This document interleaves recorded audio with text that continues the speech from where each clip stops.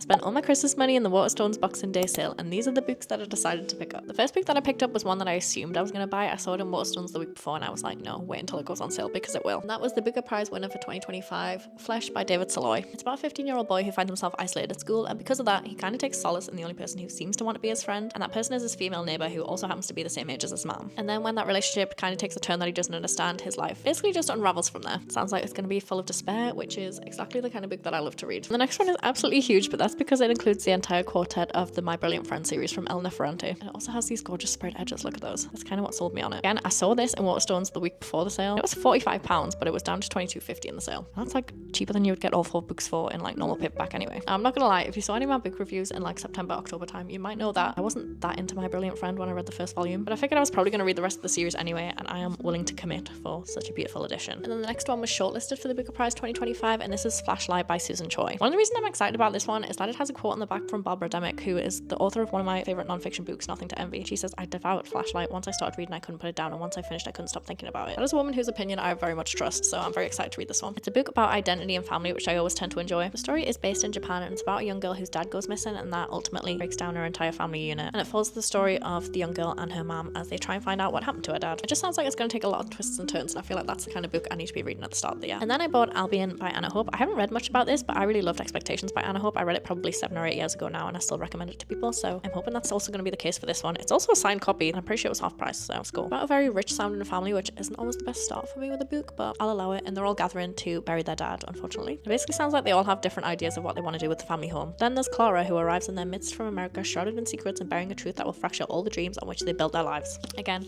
another mystery. Love it. Excited to read that this month. Then this is a bit of an unexpected pickup for me, to be honest. This is Taught by the Slutty Chef. I don't tend to read a lot about food, but I've seen a lot of girls on TikTok that I really respect the opinions of rate this book and rave about it. I think it's just like a non-fiction account of working in restaurants and stuff. From working 60-hour weeks in windowless kitchens as the only woman in the room to the pure thrill of a busy service, lusting over other chefs and cycling home through the city she's infatuated by, Slutty Chef's misadventures in food and sex are about experiencing and embracing life to the fullest. That sounds exciting and very different to pretty much anything I've ever read, maybe. And then I also had to pick up Zadie Smith's latest collection of essays. I went to see her speak at the Manchester Literature Festival, and I was dying to buy the book then, but it was like 22 quid. She's just one of my favourite essay writers, one of my favourite women, to be honest. Love Zadie Smith. So she covers a range of subjects, but a lot of it seems to be about culture, like it talks about artists and films and Glastonbury, also writers. Oh, and politics. Obviously, she's gonna have to talk about politics. Yeah, I'm really excited about this one. I feel like it might take me a while to get to this. I don't feel like I'm in the headspace for some essays right now, but who knows? We will see. Let me know if you've read any of these and if you rate them. Don't tell me if you hate them, okay? I've already spent the money, so I'm gonna read them at some point. And I'll try to keep you updated on whether they were a worthy investment. Okay. Love you. Bye.